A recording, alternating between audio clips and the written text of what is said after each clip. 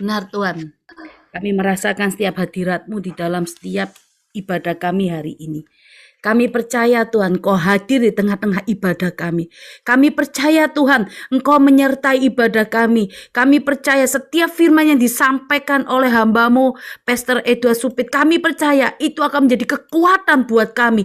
Bahkan menjadi setiap pelita buat langkah kaki kami kemanapun kami melangkah. Tuhan, tiba saatnya kami akan mendengar setiap kebenaran firman-Mu, dan kami percaya kebenaran firman-Mu inilah yang akan memerdekakan kami pada hari ini.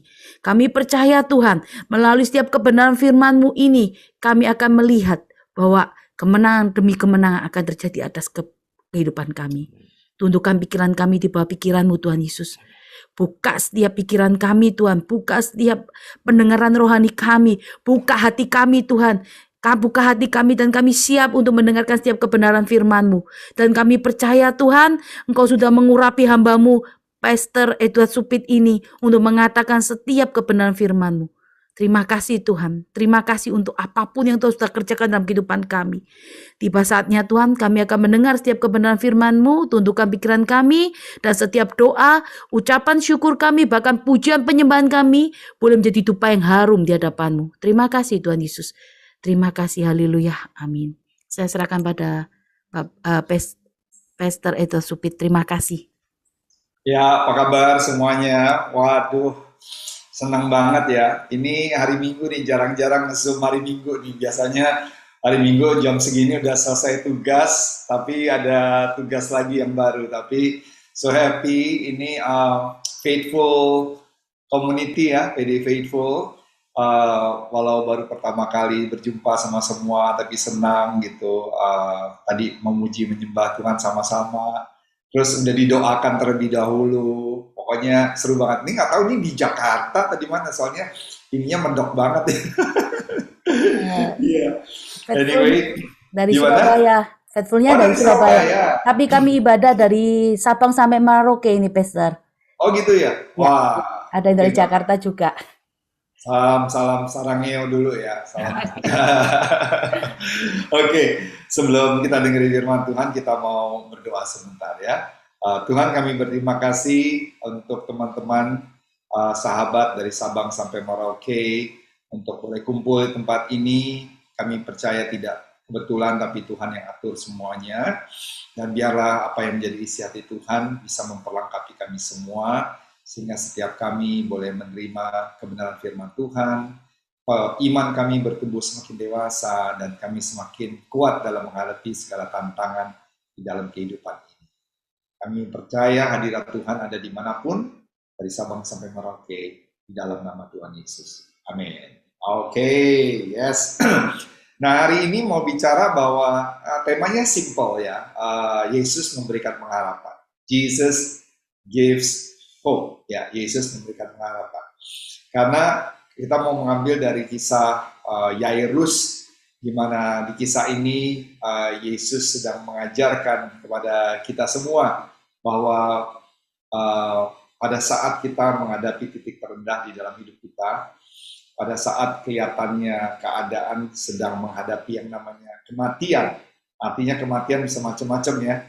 Kematian keuangan, kematian karir, kematian mimpi, bukan kematian secara fisik.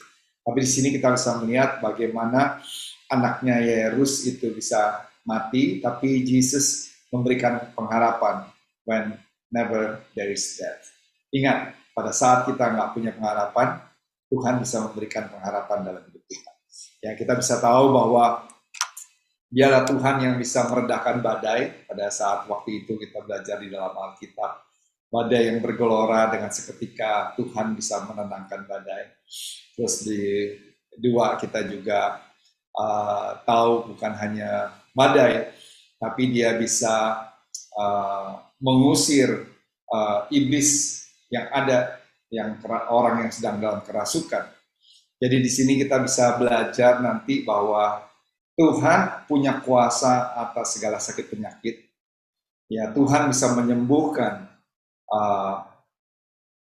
seseorang yang tidak mungkin bisa disembuhkan. Tapi hari ini kita bisa melihat anaknya Yairus yang sudah harusnya mati, tapi bisa kembali lagi bangkit. Nah, saya percaya bahwa inilah kelebihan Tuhan yang kita sembah, Tuhan yang luar biasa ini. Jadi kadang-kadang buat orang percaya itu kematian sesuatu yang sangat ditakutkan. Ya, kemarin malam dari hari Jumat, hari Sabtu, kami melayani seseorang jemaat kami yang tiba-tiba naik motor jatuh terus meninggal dunia, masih usia 44 tahun. Dan pada saat ibadah penghiburan pasti semuanya sedang berpikir, satu waktu aku juga sampai akan di situ loh. Nah, tinggal kita ini siap atau takut dalam menghadapi kematian. Tapi Amsal 31 ayat 25 berkata demikian. Ia tertawa tentang hari depan. She can laugh at the days to come. Intinya gini, waktu kita mengenal Yesus, kita bisa tertawa pada saat masalah terjadi dalam kehidupan kita. Bahkan pada saat kita harus sampai menuju yang namanya kematian. Tertawa ini bukan tertawa stres atau tertawa yang tidak jelas, tapi tertawa karena kita tahu pada saat aku hidup untuk Kristus. Tapi kalau aku mati adalah sebuah keuntungan. Sehingga tidak ada lagi sesuatu yang ditakutkan. Nah, kita mau belajar hari ini dari Markus 5 ayat 21 sampai ayat ke-43. Tapi ayat 21 sampai 23, di sini kita bisa melihat pada saat Yesus menyeberang dengan perahu, orang banyak mengikuti Yesus, mengurumuni Yesus, dan waktu Yesus ada di tepi danau, datanglah seorang yang punya jabatan tinggi, kepala rumah ibadat yang namanya Yairus. Dan yang luar biasa, Yairus itu adalah orang yang selalu bertolak belakang dengan Yesus pengajarannya. Orang yang mengatakan, dengan orang-orang Farisi mengatakan Yesus adalah Tuhan yang sesat. Tapi kepala rumah ibadat dari orang Yahudi ini yang namanya Yairus, waktu melihat Yesus, dia bisa tersungkur di bawah kaki Yesus. Dan kemudian di ayat 23, dan memohon kepada Yesus, Tuhan, anakku sakit dan hampir mati. Ini artinya penyakitnya ini udah parah banget. Tuhan tolong dong datang, tumpangin tangan saya, supaya anakku ini tidak mati, tapi sembuh. Nah, Yesus meresponi permohonan Yairus. Ingat, saudara. Sebelum saya melanjutkan khotbah ini, di saat ini pun juga saudara bisa berseru loh sama Tuhan. Saya nggak tahu, saudara mungkin nggak berseru anak saya sakit, nggak hampir mati, tapi keuangan saya sakit, saya sedang mengalami jalan buntu, atau tidak ada jalan keluar. Karena Yesus langsung merespon. Dan Yesus bilang, oke, yuk. Siapa nama kamu? Yairus. Yuk saya ikut kamu ke rumah kamu. Nah, orang-orang banyak itu juga mengikuti Yesus. Kan tadi kan memang dikatakan sebelumnya orang-orang banyak berbondong-bondong. Nah, yang menarik di ayat 35, ayat 35 ya. Di situ ketika Yesus berbicara, datanglah orang dari keluarga rumah ibadat itu, anakku sudah mati. Apa perlunya lagi engkau menyusah-nyusahkan guru? Tapi Yesus menghiraukan perkataan mereka dan berkata kepada rumah ibadat itu, jangan takut. Percaya saja. Nah, yang menarik di sini adalah kenapa timbullah ayat 35? Karena sebelumnya ada seorang wanita datang menjamah jubah Yesus dan berkata, asal saja ku jamah jubahmu, aku sembuh. Dan Yesus berhenti melayani wanita tersebut. Itu yang menyebabkan kehadiran Yesus terhambat, dan dikatakan terlambat, istilahnya orang udah datang, udah deh nggak usah datang nih, anaknya udah mati Yairus, kamu nggak harus melanjutkan perjalanan. Mungkin pada saat waktu saudara berdoa, terus kayaknya bukannya ada jawaban, yang ada adalah kabar buruk yang terjadi di dalam hidup saudara. Tapi nanti kita akan mempelajari ke depannya. Yesus di ayat 37 sampai ayat 43, bahkan dikatakan di ayat 43 waktu Yesus sudah melakukan mujizat kesembuhan, bahkan yang sudah mati pun bisa bangkit. Di ayat 23 dikatakan bahwa ia berpesan kepada mereka supaya jangan seorang pun mengetahui hal itu, lalu ia menyuruh mereka memberi anak itu makan. Kenapa sih Yesus nggak mau memberitahukan kepada semua orang tentang kejadian tersebut? Ini saudara harus tahu, berita itu kalau tersebar luas, ini adalah berita orang yang sudah mati, Yesus datang, dan orang itu bisa bangkit. Bisa nggak bayangkan kalau dari desa ke desa mendengar ada orang yang bisa membangkitkan orang mati, maka keluarganya atau temannya atau kekasihnya atau anaknya atau orang tuanya yang pernah mati itu akan diseret keluar. Mau dibawa kepada Yesus supaya dibangkitkan. Saya bayangkan kalau di jalanan itu ada seperti orang-orang yang mati itu terus kemudian bangkit, terus kemudian jalan itu bisa sepanjang jalan, mungkin di Surabaya atau mungkin di Semarang, di mana itu seperti film trailernya Michael Jackson, yaitu zombie-zombie berkeliaran di situ. Itu membayangkan, makanya Yesus nggak mau. Karena Yesus tidak mau orang salah arti. Mari kita belajar hari ini. Ada 3-4 hal yang penting. Apa sih yang kita bisa pelajari dari mujizat ini? Dengan tema, Yesus memberikan pengharapan, Jesus gives hope. Saya berdoa bahwa setiap kita ini, apapun situasi kita, mungkin hari ini saudara bilang baik-baik aja, Pastor, puji Tuhan. Tapi satu waktu, saudara harus menghadapi yang namanya kematian dalam segala hal. Pegang khotbah hari ini. Dan lakukan. Maka Anda akan melihat bahwa yang kelihatan tidak mungkin bisa menjadi mungkin. Setiap pintu yang tertutup, selama kita libatkan Tuhan, tidak ada satupun yang bisa menghalangi berkat Tuhan turun dalam hidup kita. Yang pertama, ingat baik-baik, catat baik-baik bahwa pada saat kita tidak tahu harus berbuat apa, berserulah kepada Yesus. Yairus itu sedang sedih banget, anaknya sudah mau mati. Kalau kita sebagai orang tua yang normal, waktu anak kita sakit, kita tuh rasanya kalau bisa tukeran deh, saya aja yang sakit dibandingkan anak saya.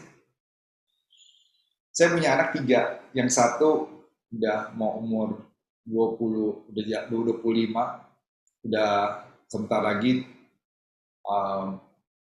2 bulan lagi dia akan balik selesai master degree, dia akan ambil sekolah teologi juga di Singapura.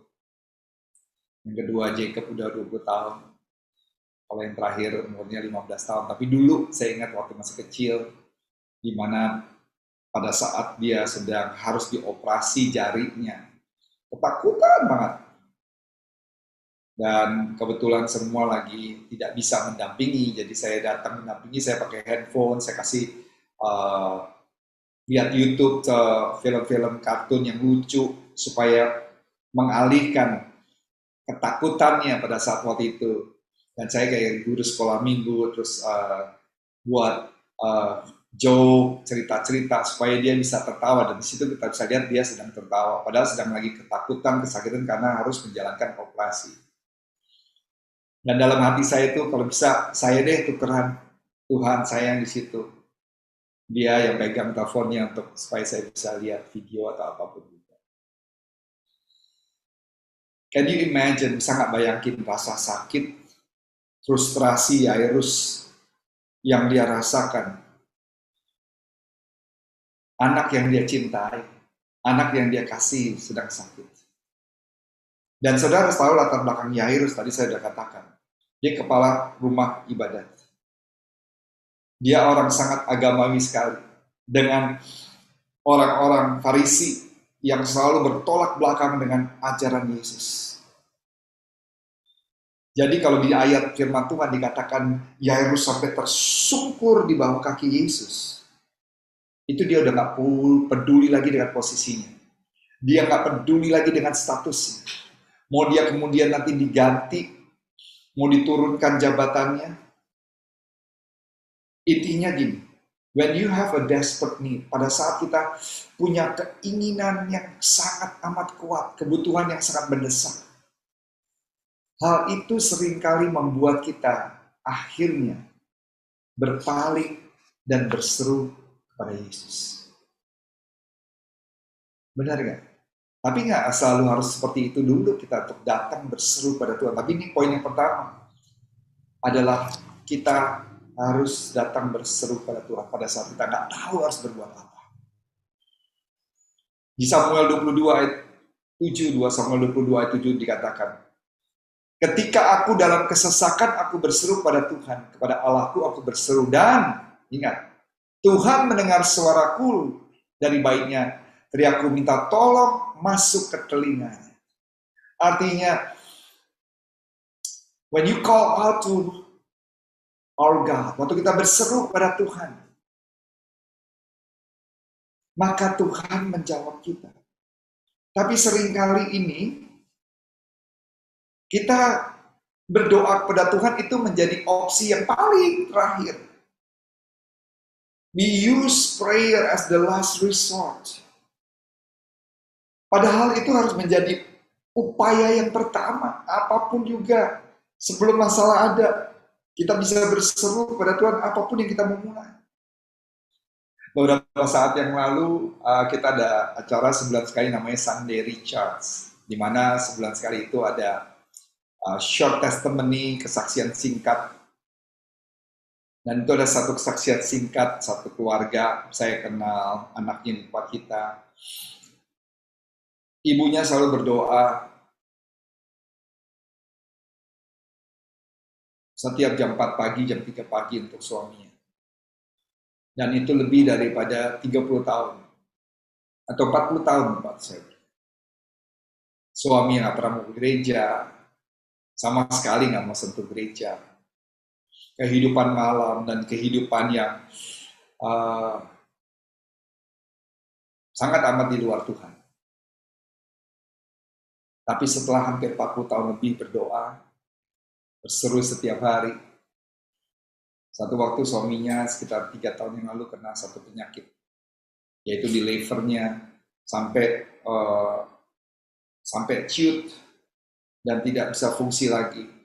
Dan dokter hanya bilang itu cuma hanya hitungan beberapa bulan. Tapi karena mujizat Tuhan, akhirnya Tuhan bisa pulihkan 100%. Tapi kemarin waktu kena COVID, karena udah usia, dan rupanya COVID itu men-trigger hal lain. Dan akhirnya muncullah cancer. Cancer itu mulai dari paru-paru dan menyebar kemana-mana. Tapi kemarin waktu kita undang, yang luar biasa. Di tengah-tengah pada saat waktu dia mau datang hari Minggu, itu sebenarnya kondisinya udah susah untuk dia jalan, karena harus pakai oksigen. Tapi dia punya niatan yang kuat. Sehingga saat itu dia bisa memberikan kekuatan kepada kita semua. Memberkati kita semua. Mendorong kita untuk terus dekat sama Tuhan. Nggak perlu harus ada masalah terlebih dahulu. Saudara kasih, ini sebuah kisah yang menurut saya luar biasa. Kadang-kadang kita berdoa 1 tahun, kita udah menyerah. Kita 2 tahun, kita udah menyerah. Ibu ini berdoa lebih daripada 40 tahun. Dan saya percaya Tuhan bukan Allah yang tidak mendengar. Tuhan adalah Tuhan yang mendengar. Bahkan hari ini pun juga, detik ini pun juga, pada saat Pastor menyampaikan firman Tuhan. Saudara berseru di dalam hati saudara. Apapun yang saudara butuhkan, perlukan. Tembok-tembok penghalang yang susah direbuhkan. Ingat, doa orang benar bila dengan yakin didoakan itu besar kuasa. Tidak ada satupun yang tidak dapat Tuhan selesaikan. Kalau Tuhan bercampur tangan, apa sih masalah yang terlalu besar di hadapan Tuhan? Yang pertama adalah, pada saat kita tidak tahu harus berbuat apa, berserulah kepada Tuhan. Bahkan Yeremia 33 ayat 3 dikatakan demikian. Berserulah kepadaku, maka aku akan menjawab engkau dan akan memberitahukan kepadamu. Bahkan hal-hal yang besar yang tidak terpahami, yaitu hal-hal yang tidak kau ketahui. Berseru kepada Tuhan. Yang kedua, pada saat kita harus menunggu, tetaplah percaya kepada Tuhan.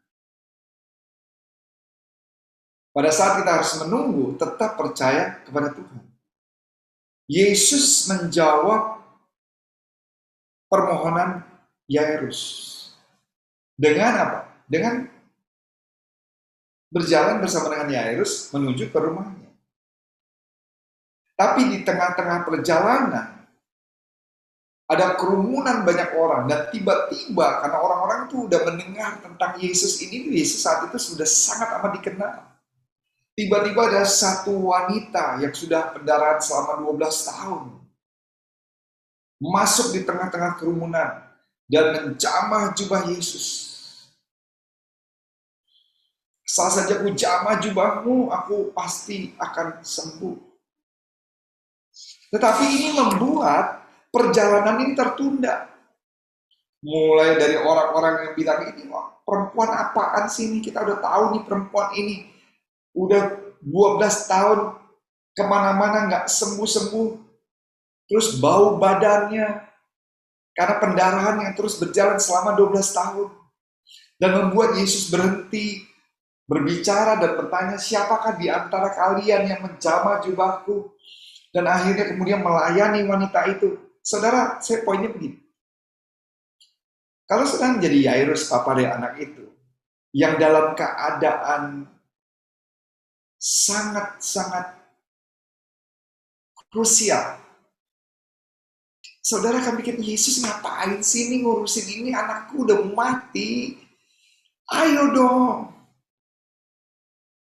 Saya percaya Yairus itu udah gak sabar, aduh ngapain nah. Belum lagi nanti yang lain minta doakan.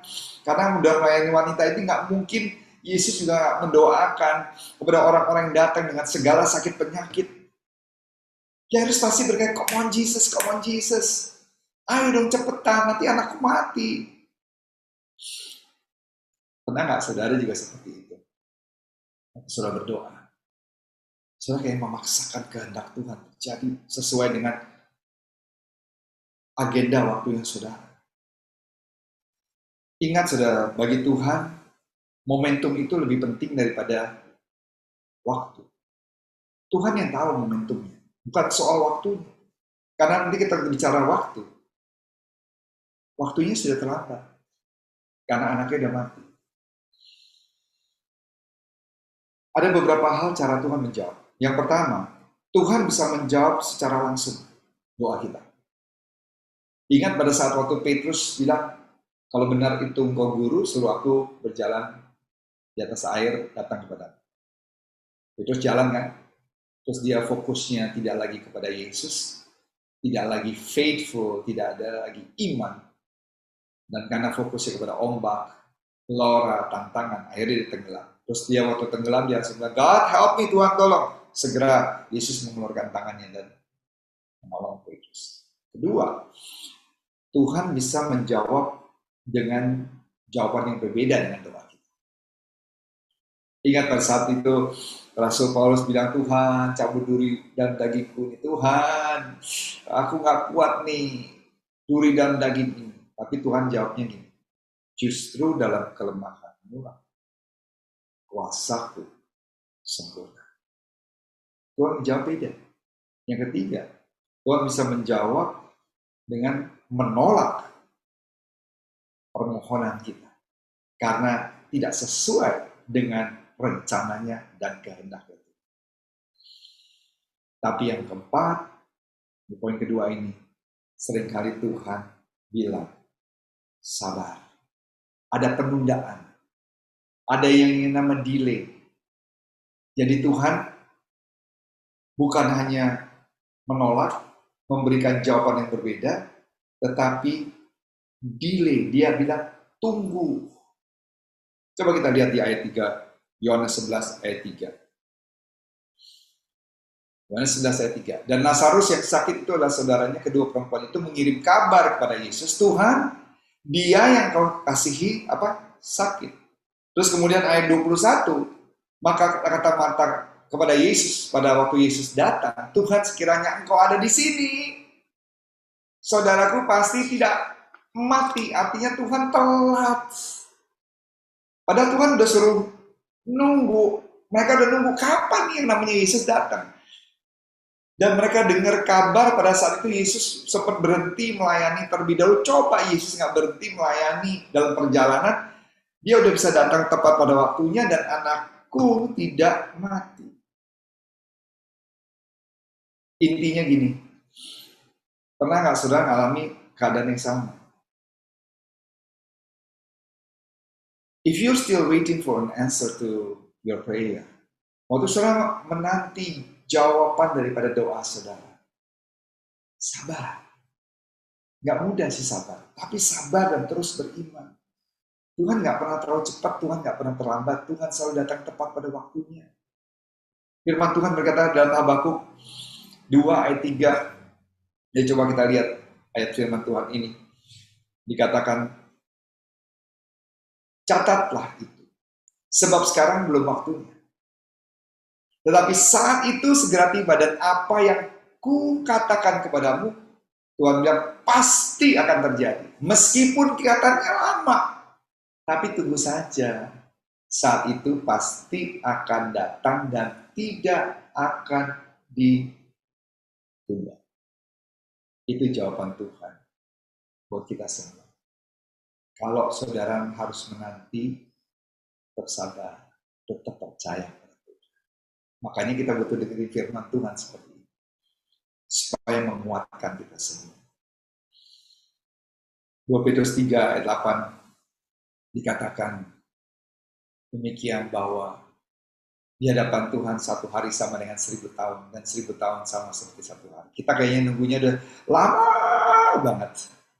1000 tahun istilah ibaratnya, buat Tuhan itu 1 hari. Kita nunggunya mungkin udah 10 tahun, buat Tuhan itu mungkin cuma 10 detik. Kalau Tuhan mau jawab, Tuhan tahu yang terbaik.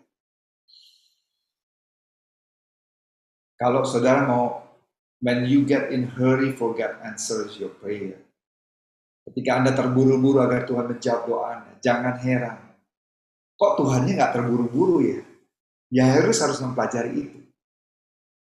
Marta harus mempelajari itu. Dan kita juga semua. Kelihatannya Tuhan ini nggak mendengar doa kita. Kelihatannya Tuhan terlambat. Tapi tidak ada kata terlambat. Tuhan selalu jawab tepat waktunya. Karena daripada itu, pada saat waktu kita harus menunggu, tetap percaya. Yang pertama, waktu kita tidak tahu harus berbuat apa, berseru pada Tuhan. Yang ketiga, pada saat kita dapat kabar tidak baik, tetap melangkah bersama dengan Tuhan. Dengar baik-baik. Pada saat kita dapat kabar tidak baik, tapi tetap melangkah bersama dengan Tuhan. Ingat waktu Yesus akhirnya melanjutkan lagi perjalanannya bersama dengan Yairus. Tapi di ayat 35, berita yang tidak baik itu terjadi, anakmu sudah mati, apa perlunya lagi engkau menyusah-nyusahkan guru. Kalau saya jadi Yairus, saya langsung bisa pingsan. Bos, tuh kan bener Yesus. Kan saya udah bilang jangan berhenti, stop, doain inilah, ini minta kesembuhan, nah ini minta pelayanan ini dan itu, penumpangan tangan. Saya kan udah bilang Yesus. Tuh kan bener kan anakku mati. There is no hope. Karena pada hari ini kan Yesus memberikan pengharapan. Tapi Yesus bilang begini, sederhana, simple di ayat 36. Yesus bilang begini, jangan takut, percaya saja. Don't be afraid. Just believe. Tetap percaya. Itu yang harus saudara pegang dimanapun juga. Karena bad news, kabar buruk, bisa datang tiba-tiba saja. Hanya one phone call away, di tengah-tengah kemalaman, in the middle of night. Itu yang kemarin terjadi. Kita lagi kumpul-kumpul di dalam kelompok sel, baru mulai sekitar 10 menit, tiba-tiba ada telepon. Terus saya udah denger nih, kok kayaknya udah gak enak. Ya, kenapa? Bener. Kok. Kenapa kok jatuh?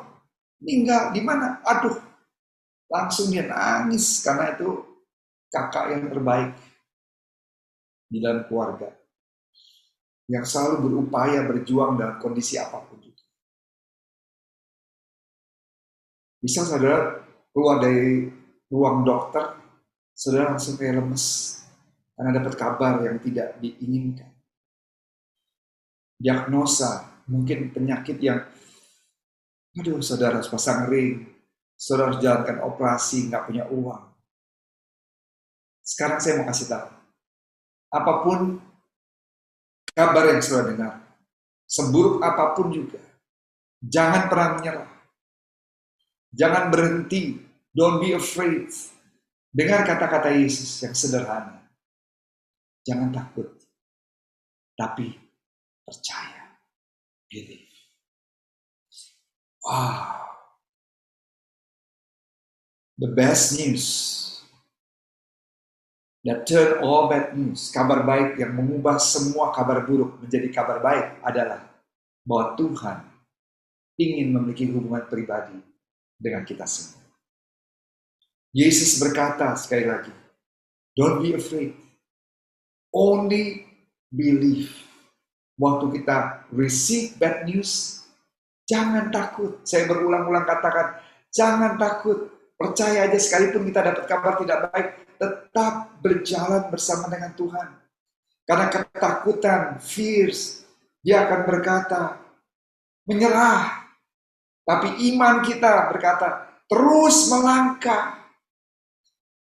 Ketakutan akan berkata, oh tidak mungkin kamu bisa disembuhkan, tidak mungkin bisa dipulihkan, tapi iman kita akan berkata, percaya saja. Mungkin saudara berkata, kok saya diperlakukan tidak adil sih Pastor Ehan?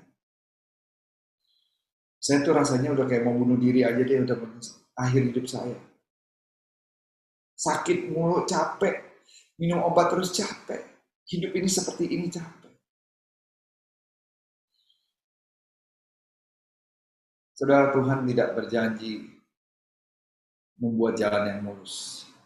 Tapi dia berjanji dia tidak pernah sekali-sekali meninggalkan dan membiarkan kita. He has promised that it all things, Roma 8 ayat 28. Kita tahu sekarang bahwa Allah turut bekerja untuk mendatangkan sesuatu, mendatangkan kebaikan bagi mereka yang mengasihi dia. Bagi mereka yang terpanggil sesuai dengan rencana dia. Case Locator pernah berkata demikian. Ini satu kutipan yang bagus. Berdiri di atas janji yang tidak bisa gagal saat melolong badai keraguan datang dalam hidup kita dan ketakutan menyerang. Tapi dengan firman Tuhan yang hidup, aku akan menang. Karena aku berdiri di atas janji-janji. Wow. Amazing. Saya berdoa 3 hal ini bisa menjadi pegangan dalam hidup saya. Jadi pegangan dalam hidup kita semua bersama-sama. Bahwa pada saat kita tidak tahu harus berbuat apa, ingat berseru pada Tuhan. Yang kedua, pada saat kita harus menunggu, kita percaya kepada Tuhan. Yairus harus nunggu dulu, Yesus melayani. Yang ketiga, pada saat kita dapat kabar tidak baik, anaknya udah mati, tapi Yairus tetap habis itu Yesus bilang, percaya, jangan takut. Yuk, saya tetap ke rumah kamu. Kalau saudara nggak jaga hati, saudara akan kecewa sama Tuhan seperti Yairus. Udah buat apa Tuhan?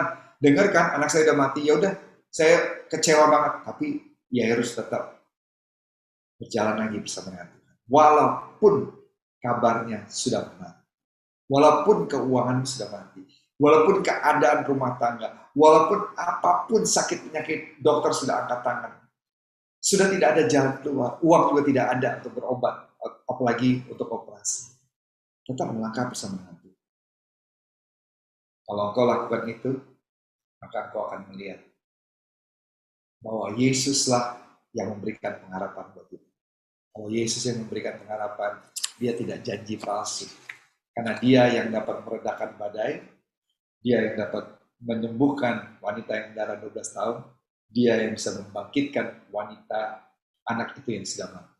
Tidak ada yang mustahil bagi Tuhan. Tidak ada yang mustahil. Tidak ada yang mustahil bagi orang. Kalau engkau percaya, orang percaya hidup dengan iman. Karena itu, terus bertanam dalam Tuhan. Bertumbuh di dalam komunitas ini, the faithful community. Karena disinilah iman kita bisa tambah kuat, sehingga waktu ada badai menghantam hidup kita tetap bisa berdiri tegak dan berkata, sekalipun badai datang silih berganti, aku tadi tetapkan menjadi pemenang, bahkan lebih daripada pemenang. Karena Tuhanku yang baik, yang dahsyat, yang selalu ada bersama dengan aku memberikan ketenangan. Tuhan Yesus memberkati. God bless you. Sarangai.